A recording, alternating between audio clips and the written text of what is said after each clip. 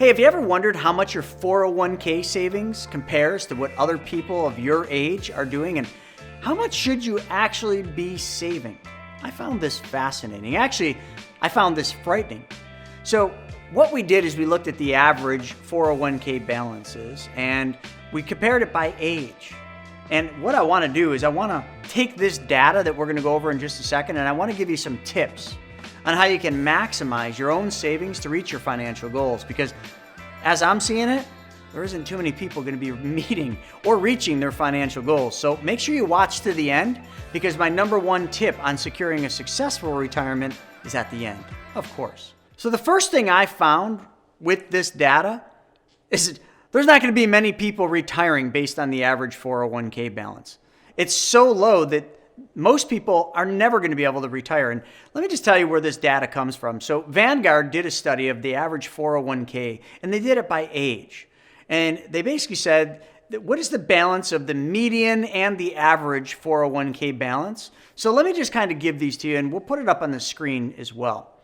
So if you're under 25 years old, good news is the average balance in a 401k is $6,718. The median balance was only $2,240. But you know what? Under 25, you've got a lot of time. So let's go to the next age group, 25 to 34. So you're in the working mode. Now you got a career probably, or you're just starting in your career. So your average balance in your 401k is $33,272. Your median balance is $13,265. So $33,000 for someone 25 to 34. To me, I guess you're still young, but man, that seems really low. But I guess when I was that age, because I started in Wall Street at 23, my 401k balance was nowhere near $33,000. It was probably closer to the median. So let's go to the next age group, 35 to 44. So now these people are pretty established. They're in their careers. They're, starting to climb the corporate ladder, or they're starting their own businesses. So the average balance for this age group, 35 to 44, is $86,582. The median balance was $32,664. So now, by the way I see this, at this point, 35, 45, 55, 65, we still got time at 35, but at 44, man, we're getting up there, right? And 86 grand is the average? Really stinking low. I think we got a lot of work to do. So then we come to my age group, 45 to 54. Come on, guys. My age group's got to be way freaking better. We got to be knocking it out of the park. At 45 to 54, man, you're in your peak earning years. You're starting to crush it. You're starting to really be at the top of the food chain. Oh, wait. The average 401k balance for people my age group is $161,079? Wait a second. So you're telling me that somebody 45 to 54 making $100,000 a year, when they retire, you'd only have enough money for a little over 1 year of income? I mean, the median value on these 401ks is $56,722. Whoa. All right.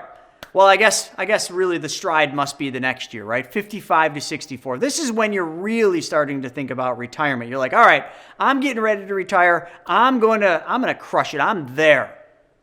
Average balance, $232,379.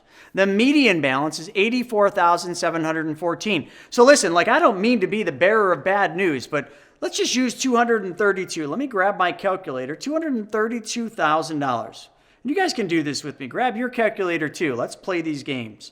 Okay, 232,379. And let's just say, I don't know, somebody's going to make 7%.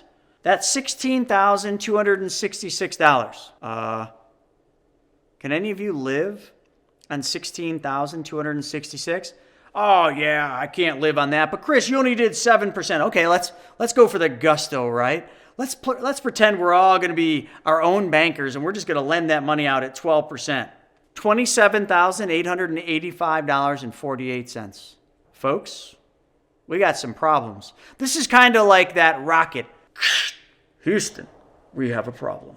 There's a little bit of a problem here. I mean, the median balance is $84,000. Folks, it doesn't matter what return you get on $232 or $232,000. You're out of money. You're broke. You can't retire Well, you're going to live on Social Security and then, your 401k distributions are going to pay for diapers?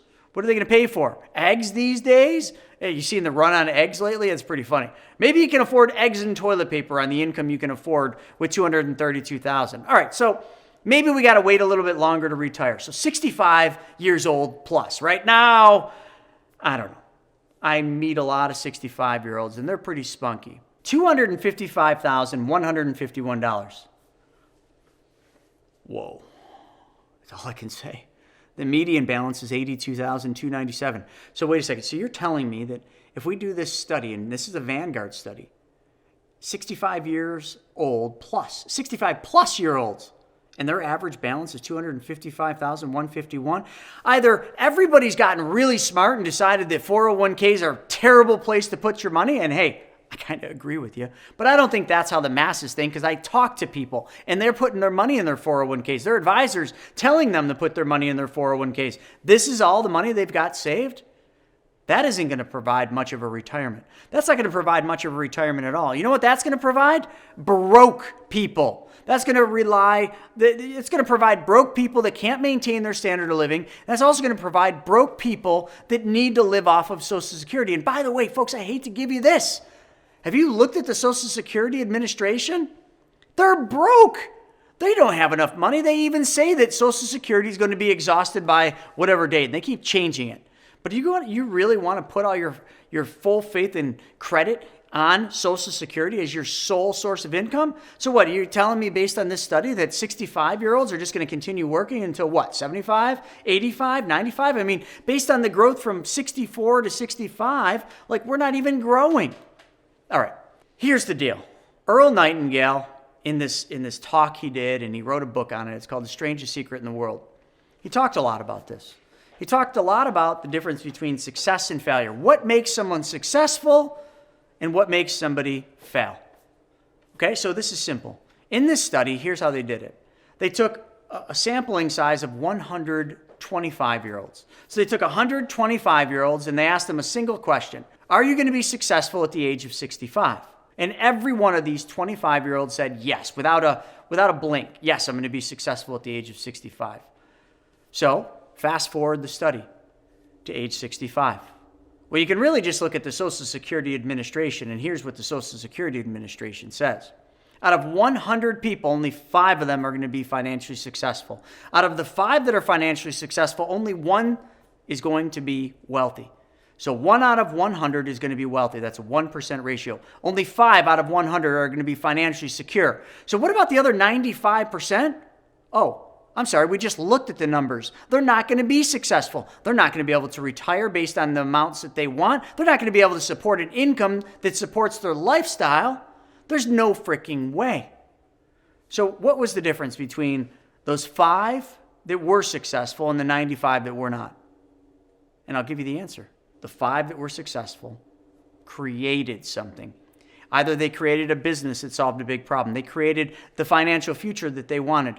They created the destiny that they always wanted.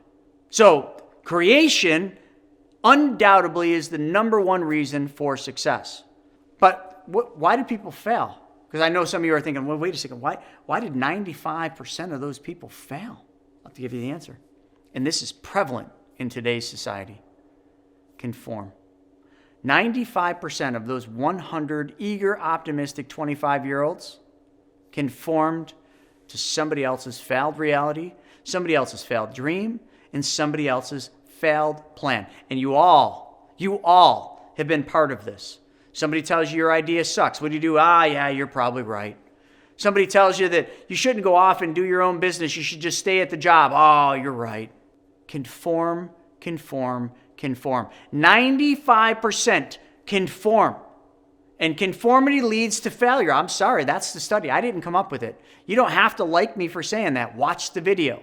And now let me just give you some tips. I told you I'd give you the good stuff at the end. Well, here's the good stuff. I hate 401ks. There, I said it. I think 401ks are terrible. As a matter of fact, I'm not the only one. The guy that created 401ks in the book 501k talks about how he created 401ks and he can't stand what they've become. But how can you really use a 401k? So I will give you one thing I do like about a 401k. So if you work at a company that offers a 401k and they offer a match, now we're talking. So let's just say this company that you work for gives you 3% for every 3% you put in. If you put 3% in from your paycheck, they will match 3%. Great. It's a dollar for dollar match. And then they got like 50 cents on the dollar matches. You put in 6%, we'll give you 3. Whatever. Like, let's maximize this match. Because listen, it doesn't matter how much I hate 401ks. I kind of like money that the employer gives me. So you should kind of like money that the employer gives you as well. And you should do everything you can to put into the 401k only the amount that gets you the maximum match. Because here's what I don't like about 401ks. I told you I was going to give you tips about 401ks, right? That's the only tip I got for you. Get the match. And make sure you try to stay at that company for the period of time that the vesting schedule is so that you have all of the money when you leave. So that when you pack up your desk, when you're no longer going to work for this company, you put your family pictures in, you take your swing line stapler, you can take all of your money with you as well. So here's what I don't like. I got to start with a couple of questions. First off, is money worth more today or in the future? It's worth more today, right? Look at inflation. Your future dollars will be worth less. Are taxes higher today or are they going to be higher in the future? They're higher in the future, without a doubt. Read The Power of Zero. So I could keep going on, but here's why I don't like 401ks. You're putting money into a 401k to get a tax deduction today. You already agreed with me. A tax deduction today is getting a deduction at the lowest tax rate you're ever going to be at. Oh, you're not going to be at this isn't the lowest tax rate? So you're admitting that you're going to make less money in the future, right? That's what you're saying? Because that's the only way you're going to get yourself in a lower tax rate.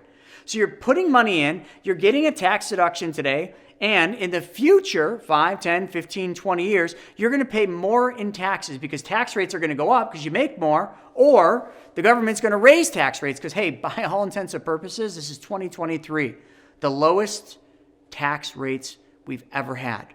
So now you're putting money in, getting a tax rate, and you're agreeing you're going to take that money out at a higher tax bracket. So you're going to pay higher taxes when you take the money out.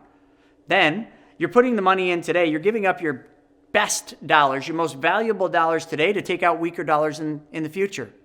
Your dollars will be worth less in the future. It's called inflation. But you're admitting that you're doing this. Not only that, you're putting money in a 401k, you're giving up control of it until 59 and a half. Because you can't take that money out of the 401k until 59 and a half without an IRS penalty of 10%, and you're going to pay tax on that. So that means if, worst case scenario, if you take money from your 401k pre-59 and a half, you're probably losing, 30 at the lowest, probably more realistically like 40. And for some of you high income earners, keep going north. That's right. Why would you give up control of your most valuable dollars now? Your most valuable dollars now that can take advantage of opportunities now. You see, I think the biggest problem is people have been taught to do things with money that they would never do with things that money buys. You'd never buy a loaf of bread, put it in the freezer, shut the door, and then wait 5, 10, 15 years. Come back to that same freezer, open the door, and take out that freezer-burned lump of whatever it is at that point and go, I can't wait to eat this. You wouldn't eat that thing. You'd throw it in the garbage. You'd never buy your dream car, and right when you get the car and you're about to start it up, you say, whoa, hold on a second. I can't drive this car for 5, 10, 15 years. I got to treat this car the same way I treat my 401k money. Would you ever buy your dream house, and right when you and your significant other or your spouse walk up to the door, you're about ready to open the door to your brand new house, you say, oh, honey, sorry, sweetie. We can't move into this house for 5, 10, 15 years. We got to wait because we got to treat this purchase the same way we treat all the money that we put into the 401k. See, folks, we do things with money, 401ks, that we would never do with things that money buys. You already agreed. You thought that was silly. So, folks, take these tips and apply them in your life. I don't care at what level you do, but please take something out of this. And by the way, do me a favor and subscribe to this channel right now. Click that little subscribe button and then smash that bell up here so that you're notified every time I go live and put a new video up.